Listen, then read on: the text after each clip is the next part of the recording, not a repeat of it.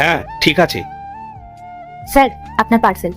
কি মিষ্টি দেখতে মেয়েটা, যেন সাক্ষাৎ মা লক্ষ্মী। ও যদি আমার ঘরের বৌমা হতো তাহলে ঘরটা আলো হয়ে উঠতো।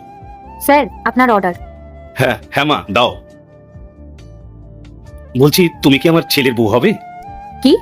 না বলছিলাম কি কত টাকা হয়েছে। এখনই কি বলতে কি বলে ফেলছি না। ও আচ্ছা, আপনার 540 টাকা হয়েছে।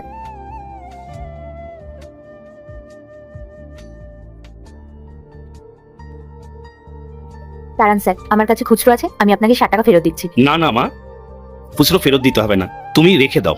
না না স্যার, এটা তো আমার কাজ, আমি আপনাকে খুচরো দিচ্ছি, আপনি 1 মিনিট দাঁড়ান। না না আমি বললাম ওটা তোমার কাছেই থাক, তুমি তোমার মেয়ের মতো, তুমি মিষ্টি খেয়ে নিও। ধন্যবাদ আঙ্কেল, আমি আসছি।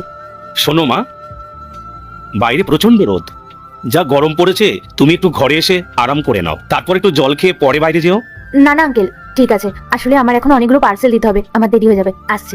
মা, আমি তো তোমার বাবার মতো, রোদে গেলে শরীর খারাপ হবে। আমি বলছি তো কিছুক্ষণ বসে যাও, তারপর রোদটা কমলে পরে যেও। আচ্ছা ঠিক আছে আঙ্কেল, আপনি যখন এত করে বলছেন।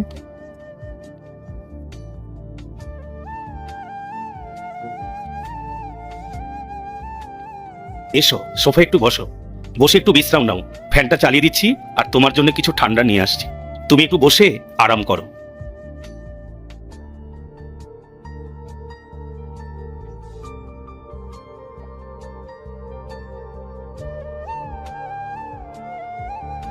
বাবু, বাইরে একটা মেয়ে এসেছে, একবার দেখে আয়, কি সুন্দর দেখতে, যেন সাক্ষাৎ লক্ষ্মী প্রতিমা। ওহ বাবা, আমি তোমাকে কতবার বলেছি আমি কোনো মেয়েদের সাথে দেখা করতে পারবো না। এতবার বুঝাচ্ছি, তুমি তাও বুঝতে চাচ্ছ না কেন? আর আগে দেখবো কারা শয়তানকে হারিয়ে আল্লাহকে ভালোবাসে। যারা আল্লাহকে ভালোবাসে ভিডিওতে লাইক করে চ্যানেলটিকে সাবস্ক্রাইব করে দাও। যারা শয়তানকে ভালোবাসো তাদেরকে ভিডিওতে লাইক সাবস্ক্রাইব কিছুই করতে হবে না, কমেন্ট করো আল্লাহু আকবার। এরকম করছো আমার সাথে, আর এরপরে কি হয় দেখতে চাইলে পাট্টুর লেখা কমেন্ট করো।